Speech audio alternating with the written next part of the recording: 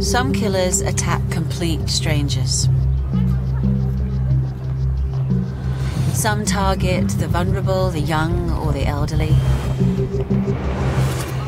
And some prey on people that they know. There are killers who are inspired by money or by revenge, by sexual deviancy, by hatred. There are opportunists and there are meticulous planners. But what unites these men and women is one simple trait, and it's the most terrifying thing of all. They live amongst us. In our towns, on our streets, in our houses. They're just like the rest of us, but capable of evil. And they could be anywhere. Welcome to Murdertown.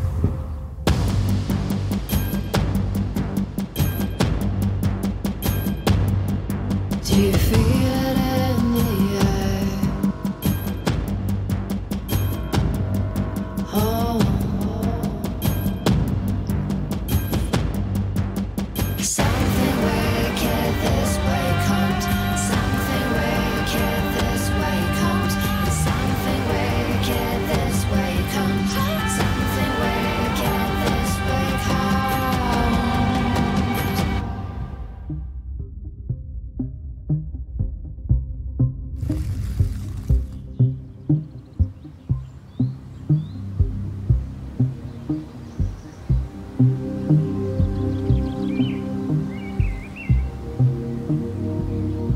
Every corner of the UK has its tales of bloodshed.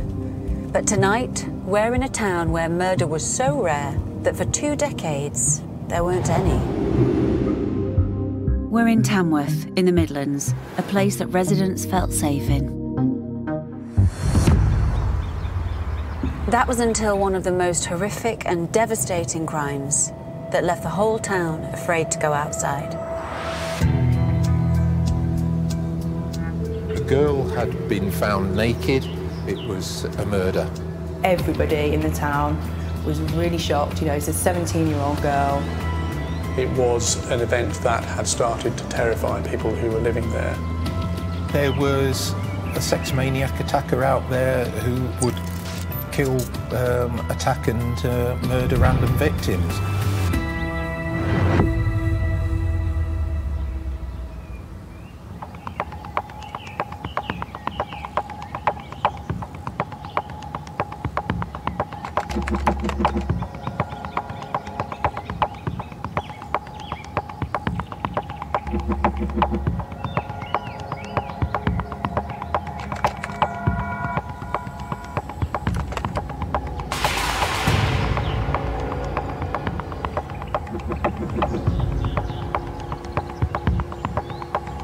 Initially, I think that what I was told was that a girl had been found naked, and the report was that she appeared to have been raped. Before I think I'd even left the station, I had a second call to say that it wasn't a rape, it was a murder.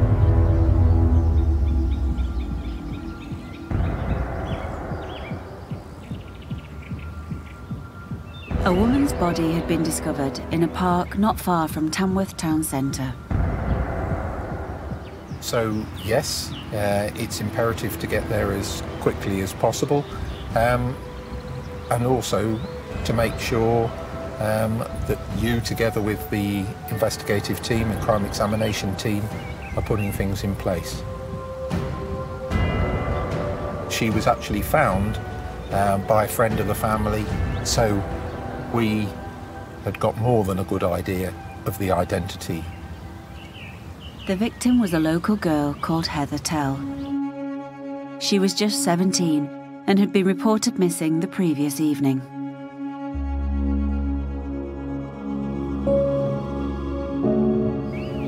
She really was a good girl, and it's, yeah, just shocking that it was her.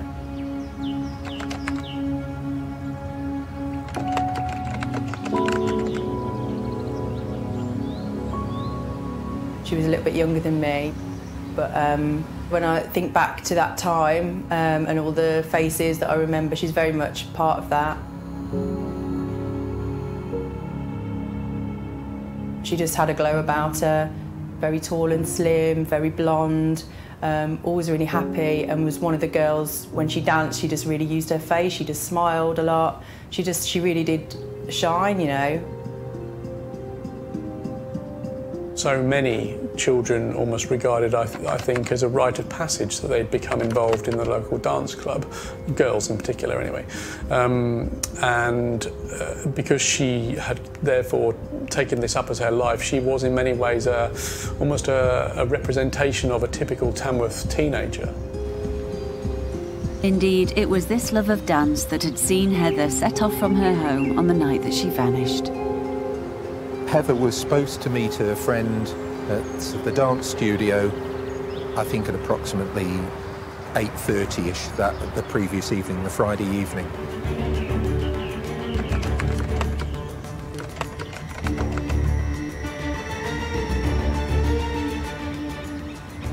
When she didn't turn up, her friend contacted Heather's home, spoke to her father and said basically, well, where's Heather? The family and friends started looking for Heather, tried to retrace her steps, couldn't find her, and then it was about 10 o'clock time that they contacted the police and reported Heather as a missing person. There was a lot of searching done that evening. Police dogs were used, the helicopter was used. The following morning, the searching resumed, not just from the police, but her family and friends. And the lad who found Heather was a close friend of the Tell family. He was cycling on his bike and he saw something in amongst the bushes. He went to have a look and he realised it was a body. Police knew she'd left her home and walked towards the dance studio. It was here. Heather walked over this bridge.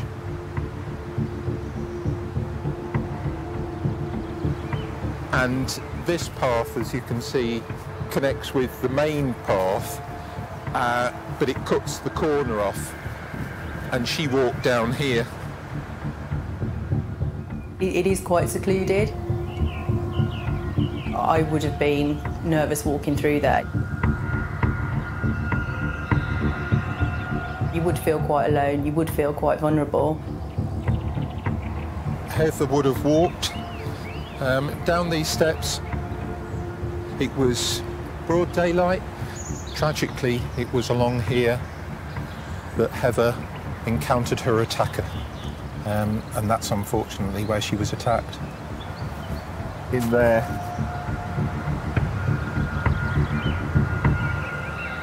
It was over there.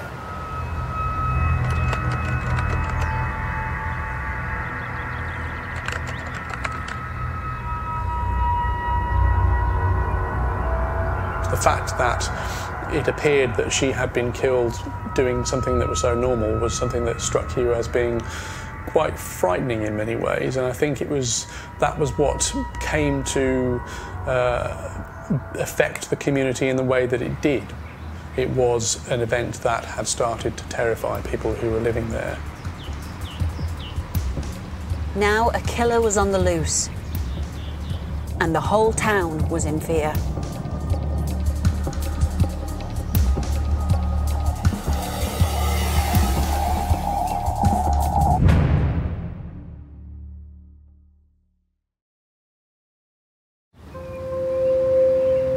Every part of the UK has witnessed murder, but for those who live in these towns, they can often seem a safe place to be.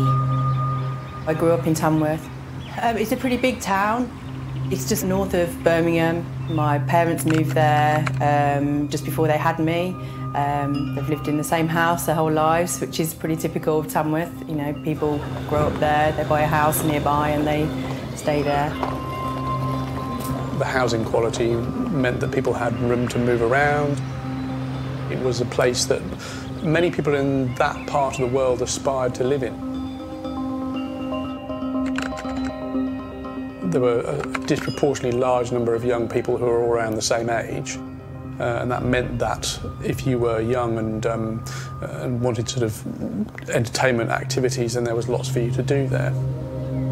A lot of us did just sort of hang out at the park, and parents felt quite happy for us to get the bus into town on our own and look around the shops, things like that. The dance school where I went was just down the road, quite happy walking there and back. It's a decent place to live. Everybody knows everybody. So yeah, it was a place that people felt safe, I think, yeah, on the whole.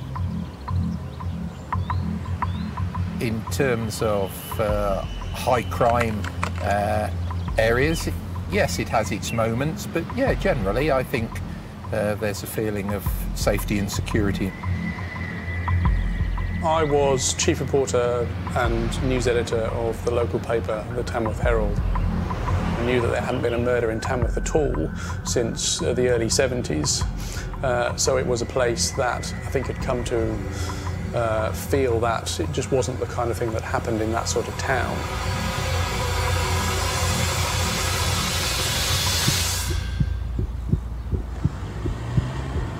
In the year 2000, police in Tamworth were on the hunt for a killer. The body of 17-year-old Heather Tell had been found in a local beauty spot. She'd been on her way to the local dance studio, a short walk from home where she was killed. But police at the scene were at a loss as to who might have done it.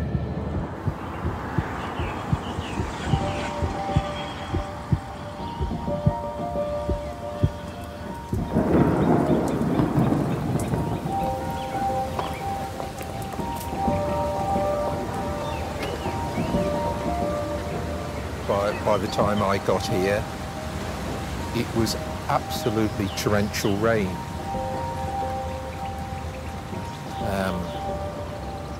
Which was a cause for concern in getting here, making sure that the scene was protected. We were very concerned the body was getting wet. So when you carry out the examination and you're trying to cover what we would call contact and trace evidence, which can be anything from fibres to DNA, saliva body fluids, or indeed, depending on the circumstances, fingerprints or other contact trace evidence, you obviously don't want that disturbed or contaminated before you get the chance for it to be properly examined.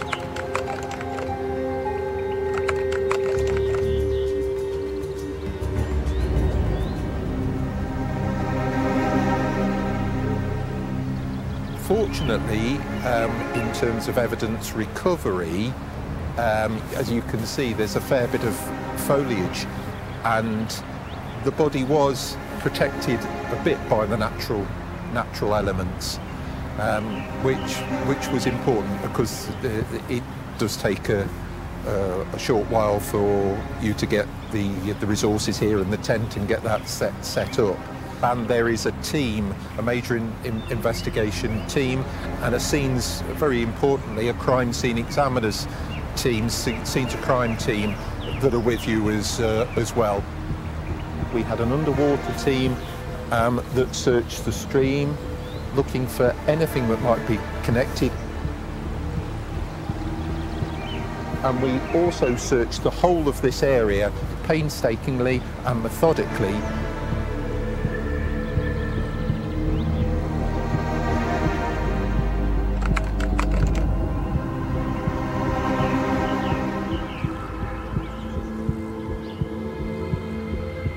There was a huge amount of shock, not just from people who knew her and her family and friends, but everybody in the town was really shocked. You know, it's a 17-year-old girl.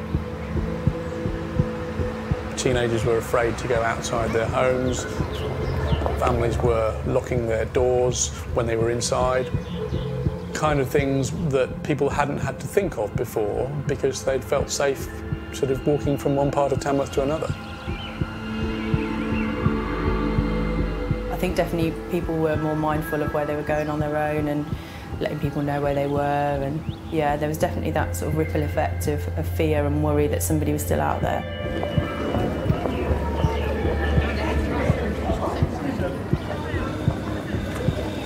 this is potentially quite an unusual murder from a criminal point of view. The majority of murders are actually domestic, and so invariably they are able to find out who is responsible fairly quickly. 80% of murder victims are killed by someone they know, so police began finding out about Heather's associates. Could it have been somebody who had a fallout with Heather, had some malevolent feelings towards her? There was no information coming out in relation to that at all. So the more that we investigated, the more we inquired into the circumstances, the more it appeared that this was somebody who didn't have a relationship, hadn't had any prior contact with Heather. I mean, tragically in these cases so many times it is someone who is very well known to the victim, where even if it's not necessarily a family member, then it could be someone who is an ex-boyfriend or a friend or someone like that. And we asked them very early on whether they knew whether it was likely to be those, and they appeared to be fairly clear early on that they had discounted that possibility. If it wasn't someone Heather knew, then the attacker was a stranger, and some wondered if he'd attacked before. There had been a number of reports of indecent exposure in Tamworth. It was a line of inquiry for them. They said, in fact, there had been 50 in the previous 14 months, and that they were looking at all of those and seeing whether there was a potential pattern or whether there were instances where people had been picked up for it, and that was what gave us the impression that they were maybe working through the suspects that they had. We all knew as reporters that it is often the case that when people might start out being involved in indecent exposure, but there are occasions when they go on to commit more serious crimes, perhaps rape, or even worse in the case of sexually related murders.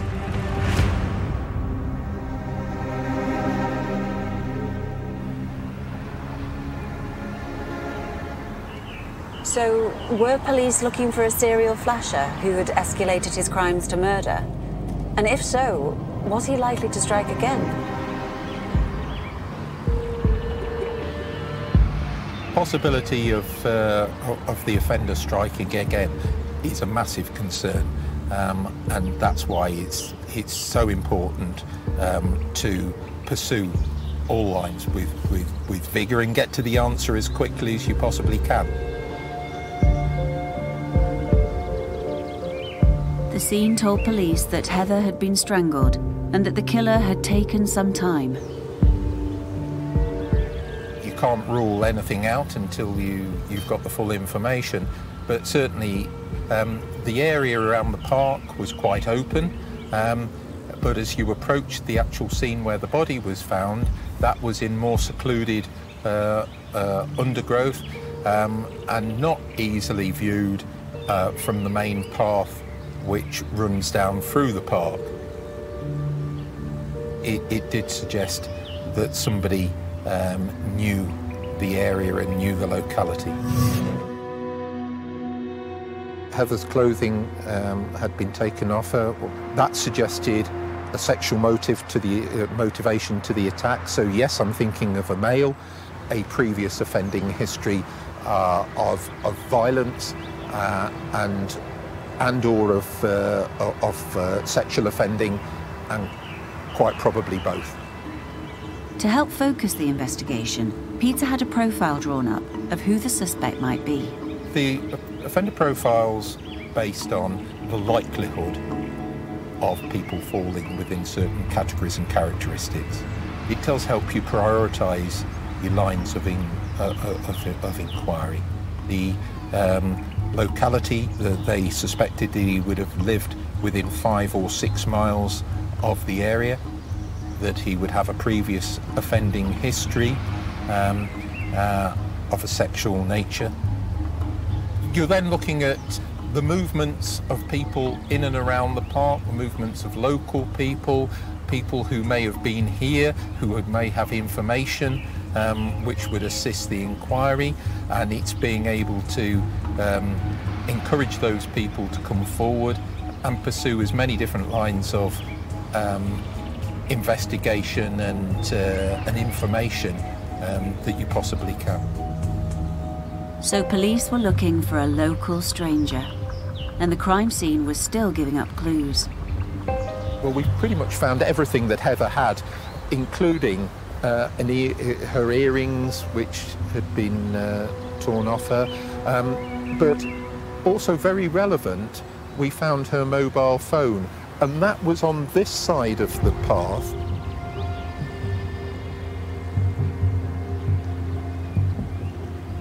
And examination of the phone revealed that a call was in the process of being made. Heather perhaps had been startled or scared by seeing quite possibly her attacker, that she had perhaps got her phone in her hand, had tried to make a call, and the phone had been snatched off her and thrown away. It hadn't connected, but she had started to dial home.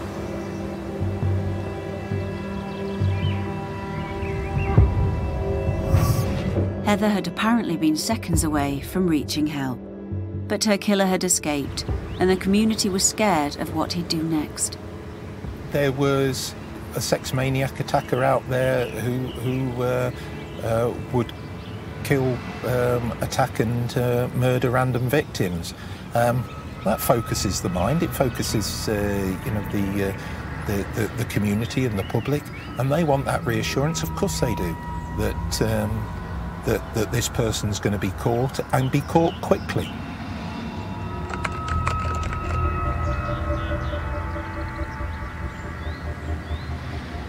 I have no reason to want to cause unnecessary alarm, but as a police officer, I would be negligent if I didn't urge extreme caution to people living in the area.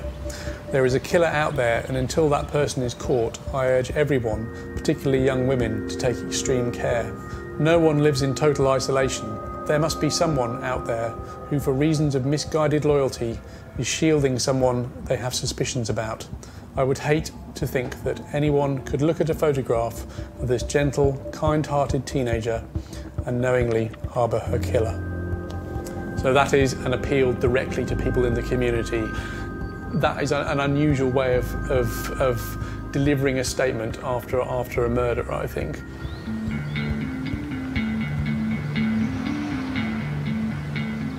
So, with the help of the media, police hoped a breakthrough was just around the corner. But would their appeals root out the killer, or fall on deaf ears?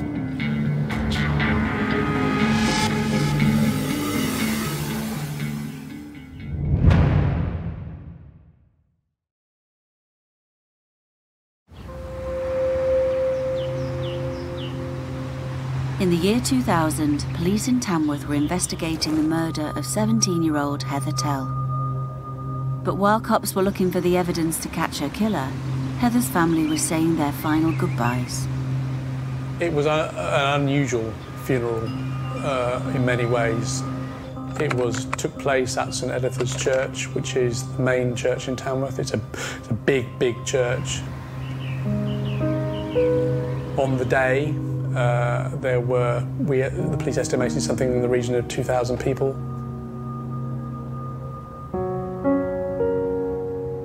It was clear that far, far more people would want to attend than were able to be accommodated in this huge church.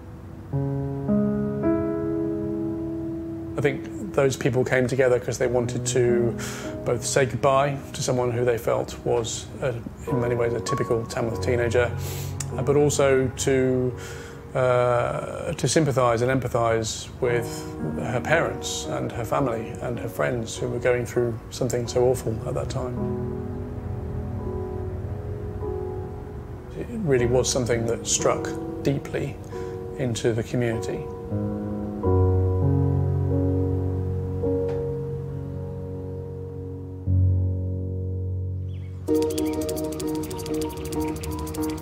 Meanwhile, the police were leaving no stone unturned in their pursuit of the killer.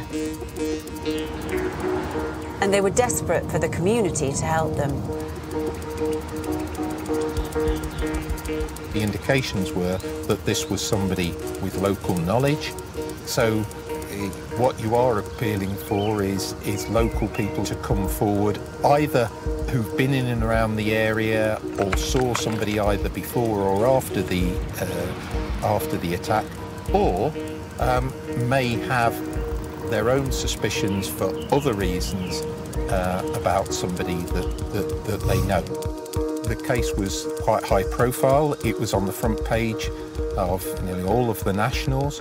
It was featured on national television. That naturally brings a lot of response.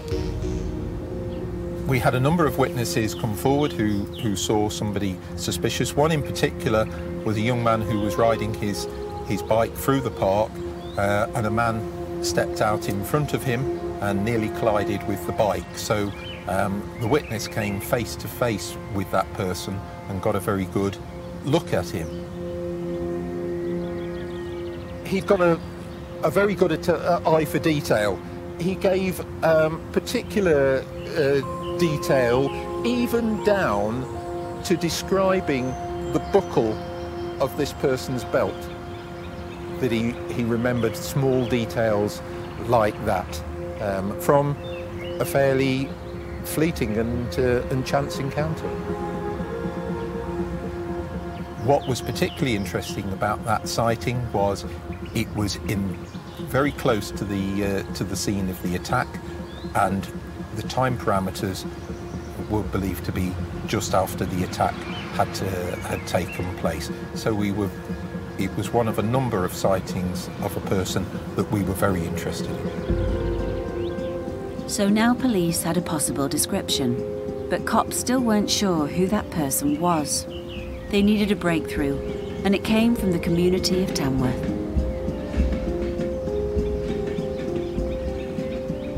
When information is coming in, you don't know its value. You can assess its potential value, but you don't know whether this is going to be a particular breakthrough moment or not. One of the calls that we did have was somebody who was concerned about somebody very close to them who had been out that night and not come back to the next day. And when he did return, he was wet and dishevelled and had clearly been out all night. A girl came forward, or at least tipped somebody off, that she had concerns about her father. She didn't know his whereabouts at the time of the murder, and also he'd served time previously for an attempted rape some years before, so there were already some concerns there. Well, it must be almost the worst dilemma that anyone has, to know that potentially a close family member might be involved in the most awful, awful crime.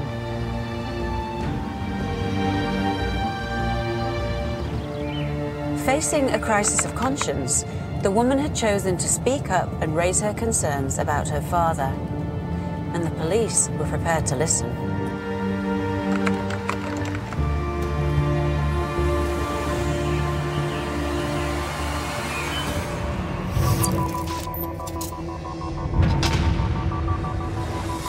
He had got a previous offending history. He had a number of offences when he was younger, of a sexual nature, mainly indecent exposure. But he had served a term of imprisonment when he had gone to aid a woman who had broken down in her vehicle, approached her on the pretext of helping her, and then tried to attack her and drag her away. She fought him off. He made off from the scene, but the details of his vehicle were taken. He was traced through that. He was convicted, and he was sentenced to a term of imprisonment.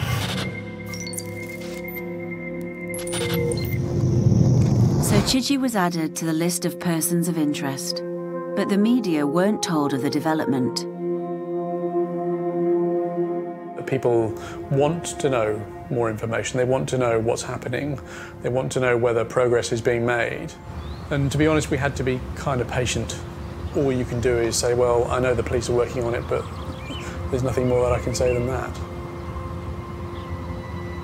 Under interview, Chidgey denied any involvement, and police had nothing more than a hunch that he might be involved, although he did match an offender profile that the police had compiled. The offender profiles gave some very vital pieces of information around the locality, the fact the person was local, that he would have a previous offending history of a sexual nature, and all of those things turned out to be correct and applied to Michael Chidgey. But Chidgey wasn't the only suspect who fitted the profile, and although police tried their best, none of them could be tied to the crime scene. Now cops hoped that a relatively new science, DNA profiling, could lead them to a single suspect. What we did with all of the nominals of interest that came into the inquiry, and this included Michael Chidgey, we took a mouth swab from them for DNA purposes. At that time we had not got DNA from the crime scene, but in case that was forthcoming. In 2000, DNA profiling was still being developed. Police were able to match profiles from the scene to those they collected from suspects, but it took much longer than it does now. So suspects remained on the radar until they could be eliminated.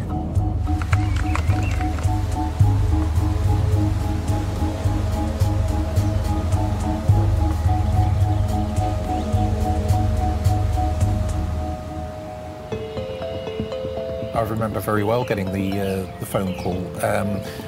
Firstly, to say that there was a potential match, and then that in itself can create tension, anxiousness. You want to know what the answer is.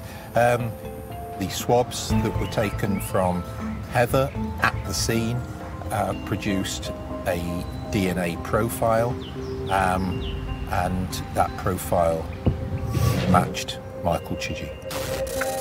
When the information is relayed and saying, yeah, it is a match, and the name gets put forward, then that is that moment where it focuses your mind on what you have to do next. Is it a cause of celebration? Not yet, not yet. Michael Chidgey was now the prime suspect. He had previous convictions. His own daughter had revealed he was out all night when the murder had occurred, and his DNA had been found on Heather's body. Police swooped to make an arrest. He was arrested very quickly after that. One of the main reasons was if Chidgey was the attacker, then he is still out there, he's still at liberty, and he, or whoever the attacker is, could strike again. You don't want to take that chance or allow that potentially to happen. So an operation was put together, and Michael Chidgey was arrested.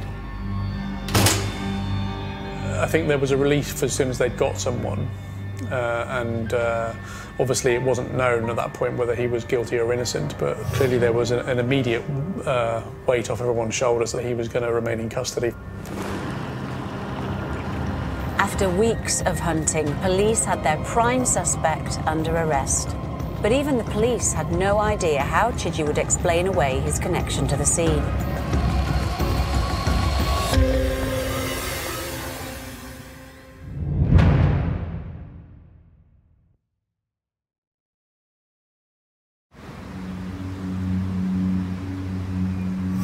The violent murder of Heather Tell in the year 2000 had left the town of Tamworth fearing for its safety. Police there suspected the killer was a local man. A man called Michael Chidgey. He'd been unaccounted for on the night of the crime, and his DNA had been found on the underwear of the victim. And when police charged Michael Chidgey with murder, they'd hoped he'd admit his guilt. But Chidgey had an answer to the police case, and it was one that nobody expected. He did not admit to it. He said he'd been walking all that night, and that he and Heather had never crossed paths. So no, he denied it. he seemed to take the position that we're the investigators and subsequently the prosecution at court. It's their job to prove it. Well, let them prove it. But forensic science challenged his claim, with his DNA found on the victim. It might sound conclusive, but you have to look at possible explanations, and indeed Chidgey eventually did come up with an explanation as to how his DNA may have got there, which was presented at court by his defence. That explanation was that he liked to fondle female underwear, and he must have fondled the bra that Heather subsequently bought and wore, and it was secondary transference of his DNA onto Heather. So Chidgey was accepting that his DNA could be found on the victim's underwear, but claiming it had got there when he fondled it in a shop before she'd even bought it. Now that might appear to some people to be far-fetched, but nevertheless as an investigator you can't be inert or complacent about that, and I know we ended up with the product control expert from a well-known chain of lingerie, of which the bra was a make, giving evidence in the witness box, having examined the bra, and saying from the striations on it, it must have been washed a number of times, that detergent would have killed the possibility of the DNA, and giving expert evidence which significantly reduced the likelihood of that explanation, as it was, of being true. And that wasn't the only clue presented to the jury. An important piece of evidence was the witness who nearly ran over somebody on his bike who stepped out in front of him, because that witness, on a subsequent identification parade, positively identified Michael Chidgey as being the man he saw at that time on that night, and subsequently gave evidence at court to that effect.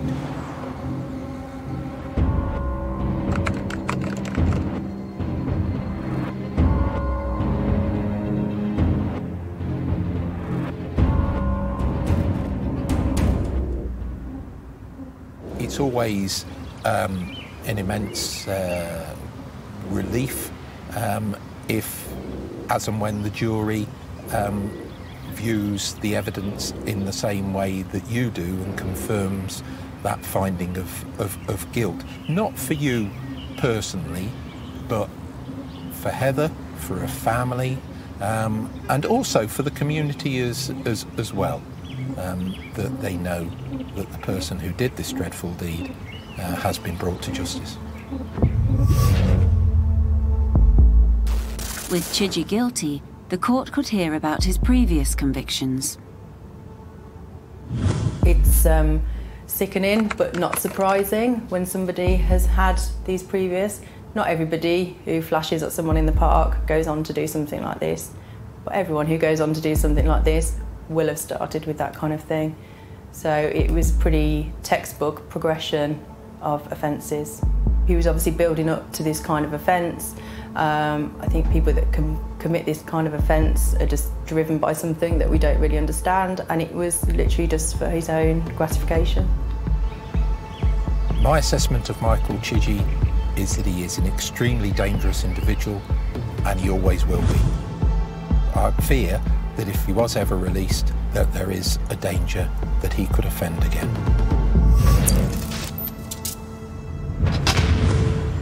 For journalist Philip, the role the media played in helping the police with their appeals means it will never be forgotten. I've reported on wars and disasters for national newspapers. I went on to work in a regional newspapers where I wouldn't say murders were common, but they happened considerably more frequently than in Tamworth. And still to this day I regard the reporting that the Tamworth Herald did on this murder as being among the most important that I've ever worked on, because how important it was to the community that I was writing for at the time. It was quite an unusual and meaningful thing, I think.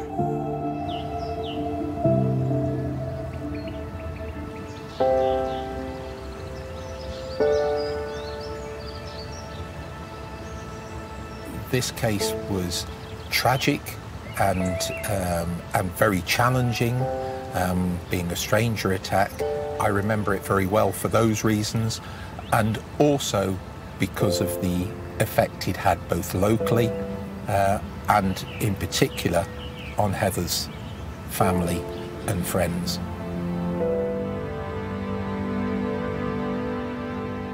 I just can't imagine what they must have gone through. She was a big part of their family, obviously, and just a huge loss to them. You know, I look at photos of her now and it's just so sad. She's just like frozen in time, just, you know, 17, whole life ahead of her, and it's just gone. And I'm sure her family still miss her and feel it today. I think the memory of what happened is still there today. You know, all the people that danced with Heather, people that went to school with her, you know, they still remember her on the anniversary of when she died, on her birthday. It's still very much, you know, at the forefront of people's minds, what happened. It's not something that people in Tamworth are going to forget easily.